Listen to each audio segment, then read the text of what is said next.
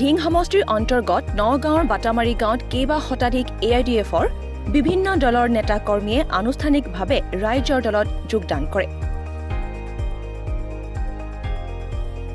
অখিল গগৈ নেতৃত্বাধীন ৰাইজৰ দলত আনুষ্ঠানিকভাৱে যোগদান কৰিলে কেইবা শতাধিক লোকে। ৰাইজৰ দলৰ উপসভাপতি অনিল বড়ো আৰু মুখপাত্ৰ মেহবুব মুক্তাৰৰ উপস্থিতিত অঞ্চলটোৰ বিজেপি, AIDF, কংগ্ৰেছ আৰু অন্যান্য দলৰ নেতাকৰ্মীয়ে ৰাইজৰ দলত যোগদান কৰিয়ে অখিল গগৈৰ দলক অহা নিৰ্বাচনত বিজয়ী কৰোৱাৰ আশ্বাস প্ৰদান কৰে।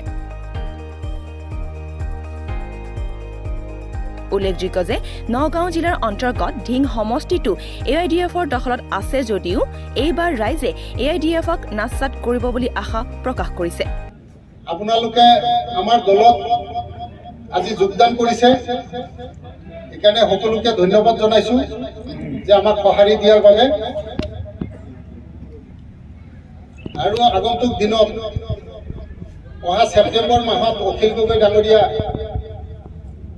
মোক কথা দি গৈছে যে ছেপ্টেম্বৰ মাহত এই দলৰ সাংগঠনিক ভেটিটো সম্পূৰ্ণ হৈ গ'লে আগষ্টৰ ভিতৰত গোটেই পঞ্চায়ত কমিটিবিলাক বনাব দিছে, মণ্ডল কমিটি বনোৱাৰ পিছত অহা ছেপ্টেম্বৰ মাহত তেখেতে ঢিং সমষ্টিত কেৱল ঢিং সমষ্টিত 6-7 দিনৰ কাৰণে আহিব। মোক কৈ গৈছে যে প্ৰতিটো পঞ্চায়তত মানুহৰ লগত নি মোক লগ কৰাই দিব লাগিব। প্ৰতিটো পঞ্চায়তত আজি ইয়াতো তেখেত আহিব, প্ৰতিটো পঞ্চায়তত আহি তেওঁ ব্যক্তিগতভাৱে আপোনালোকৰ লগত বহি আলোচনা কৰিব, আপোনালোকৰ সমস্যা মনৰ কথা আদান প্ৰদান কৰিব। এনেকুৱা এজন সাহসী নেতা আমি বেলেগ কোনো দলত নাপাম।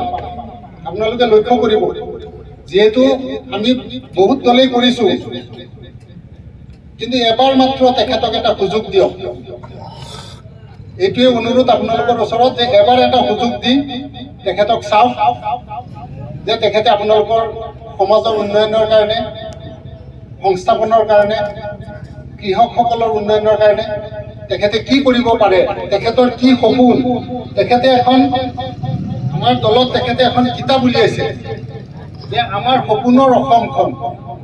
ইয়াত সকলো কথা তেওঁ উল্লেখ কৰিছে, সকলো শ্ৰেণীৰ মানুহক ইয়াত অন্তৰ্ভুক্ত কৰি লিখিছে তেখেতৰ সপোন কি, তেওঁ কোনোদিন ক্ষমতাত আহিলে তেওঁ অসমখনক কেনেকৈ আগুৱাই লৈ যাব, সকলো কথা এই কিতাপখনত লিখিছে তেখেতে। মই পঢ়িছো কিতাপখনত তেখেতে যি চিন্তাধাৰাৰে লিখিছে, আৰু বিশেষকৈ ইয়াত মানে আমাৰ কৃষকৰ স্বাৰ্থতহে বেছি কথা ইয়াত উল্লেখ আছে। কৃষকৰ উচিত মূল্য নাপায়, কৃষকক এটা উপযুক্ত বজাৰ দিব লাগে, আৰু কৃষকৰ যাতে গোটেই বছৰত 3 বাৰ খেতি কৰিব পাৰে, যাতে খেতিত পানী থাকে সেই ব্যৱস্থা কৰিব লাগে। ধানেই হওক, মৰাপাটেই হওক, যিমান পাচলিয়ে হওক যাতে উপযুক্ত মূল্য দিব পাৰে, তেনেকুৱা এটা বজাৰ তৈয়াৰ কৰা, এই গোটেই কথাখিনি তেখেতে ইয়াত উল্লেখ কৰিছে কিতাপখনত।